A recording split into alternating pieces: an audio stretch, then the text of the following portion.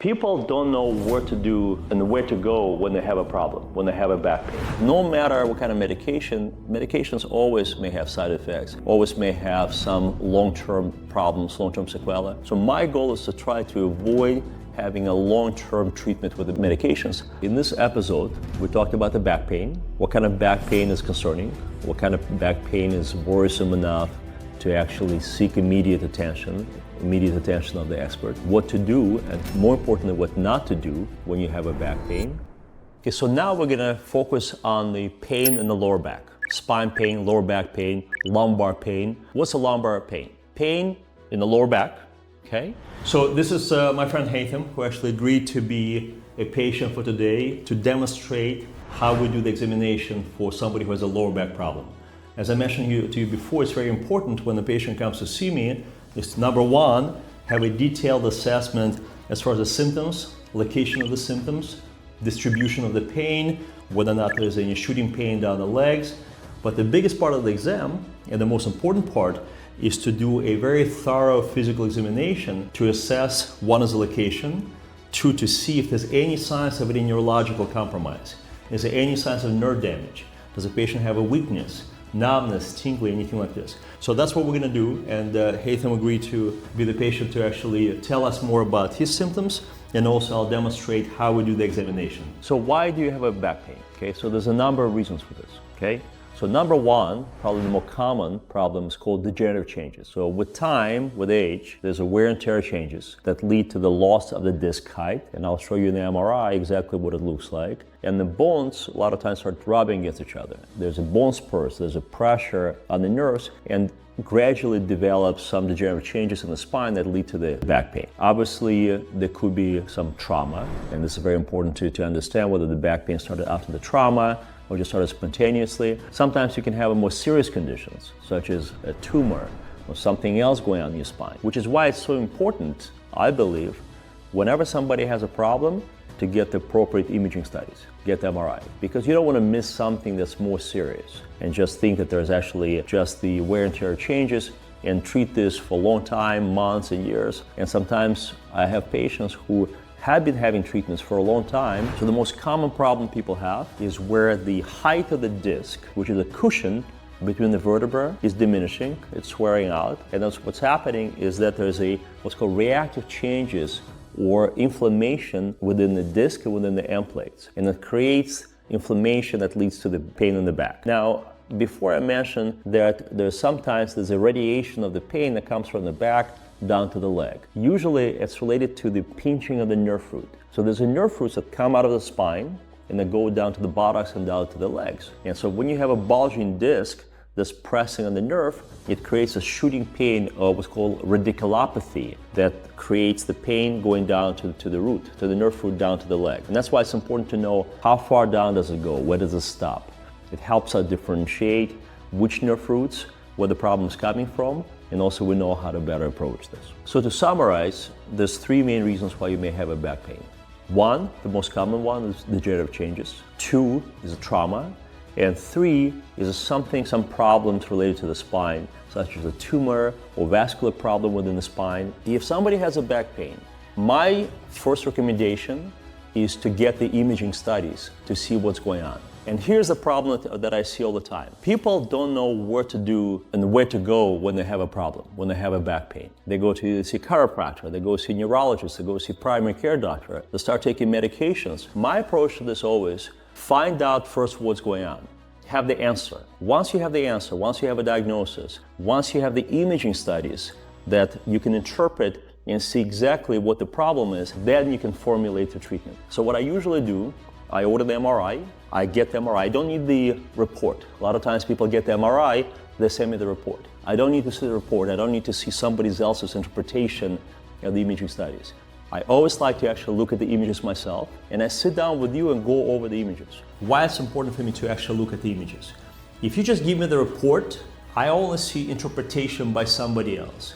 And the radiologists who do the report, they usually don't get the privilege of seeing you, talking to you, examining you. So there's no way for them to create a correlation between the findings of the MRI and your symptoms. That's why I always want to see the actual images And my clinical coordinator always tells my patients, when you come to see Dr. Khavkin, bring the actual CD, bring the actual images, because otherwise it's not going to be as useful of an interaction, as useful of the appointment. So subscribe to my channel and turn on your notifications so you'll know when the episode's going to come out, specifically about how you read the imaging studies, how you read the MRIs, and how to explain exactly what you see on the imaging studies. So tell me a little bit more about what's going on. Tell me about your back pain.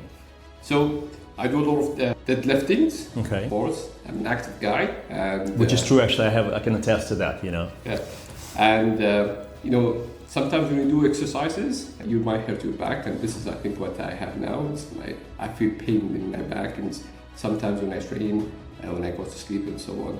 So this is why I'm here. So do you have the pain only when you exercise, or is it pretty much constant? It comes and goes. Okay. But then I do believe it all happens after doing heavy exercise. Okay. So what did you do about this? Did you adjust your routine? Did you adjust your exercises? I kind of avoided it for a while. Good. Went back again. Good. Started to get a pain. Avoided it again. But then now I need to find a way to fix this. Some sort of, compromise. Yes. Because obviously you want to continue being active, you Of want to course. continue exercising. And that's actually what we discussed before, is that probably the most important thing about avoiding this, minimizing the symptoms, is adjusting your lifestyle, adjusting certain things about what you do. And that's exactly what it sounds like, what you're trying to accomplish, right? The goal always is trying to avoid surgery. So my recommendation always go from less invasive to more invasive ways to treat your pain. A lot of times we start what's called physical therapy. We start with some injections. We start with some modification of the lifestyle. Sometimes I recommend some medications, some anti-inflammatory medications. But I don't like having medications on a long-term basis, because no matter what kind of medication, medications always may have side effects, always may have some long-term problems, long-term sequelae. So my goal is to try to avoid having a long-term treatment with the medications, especially with the narcotic medications, especially with the medications that may cause the addiction or dependence of the medication. My approach always try to fix a problem with a less invasive options, physiotherapy injections, and if it doesn't work, then the potential there's some minimally invasive surgical procedures that can be helpful. I can tell you that in my experience, most of the patients who have back problems, they don't need the surgery. This is actually kind of a misconception that if you come to see a spine surgeon is going to recommend surgery. Maybe some do, but in my case, I always try to avoid this. So I could tell you that probably less than 10% of the patients who come to see me with a back pain end up actually requiring surgery, because there's always a way to eliminate the pain or alleviate the pain with the non-surgical procedures. The exception is when I see there's a signs of the nerve damage. So what I mentioned before earlier, if you have a weakness, if you have a muscle atrophy, if you have any kind of signs of the nerve damage, then I tend to be certainly a lot more aggressive in fixing the problem, because what my concern is that I don't want to miss the window within which I can fix the problem and return you to a normal function. Because sometimes if you wait too long, it becomes a problem and you may not get the function back. So when you have a back pain, is it just in the back or does it go down your legs? It sometimes starts at the back, and then sometimes it goes to the legs. And when it goes to the legs, where exactly? In the front of the leg, in the back of the leg? Back of the legs. Back of the legs, okay. Where does it stop? How far down does it go? Halfway through my thighs, and that's it. So it never goes all the way down to your foot, okay. Have you noticed any weakness? Yes and no, through the muscles. Okay. I don't feel I'm as strong as I used to be. And now I try to be very careful when I do things, lift weights and stuff, or even lift anything. So anything on a daily basis, the way you bend over, the way you pick things up, you kind of become more conscious. Yes. Yeah. Has it been helping, this adjustment? Because I'm not doing much, so I'm kind of trying to avoid. I don't feel much, but the moment that I don't pay attention to it and I start taking things or lifting things, I start to have some pain. Okay, all right. You didn't tell me anything about this before this conversation. Now I need to get an MRI on you and see what's going on. That's exactly what's happening. So here's the key mistakes that people make when they have a back pain, okay? One is straight go to the chiropractor, okay? The reason why I don't recommend this, because again, you don't know what's going on with your back. You don't know if there's any structural problem, and I would recommend immediately starting with the chiropractic manipulations, not knowing what the underlying problem is. The same thing applies to go into either physiotherapy or go straight to the injection. The first thing you need to do is to find out what the problem is, to make the right diagnosis.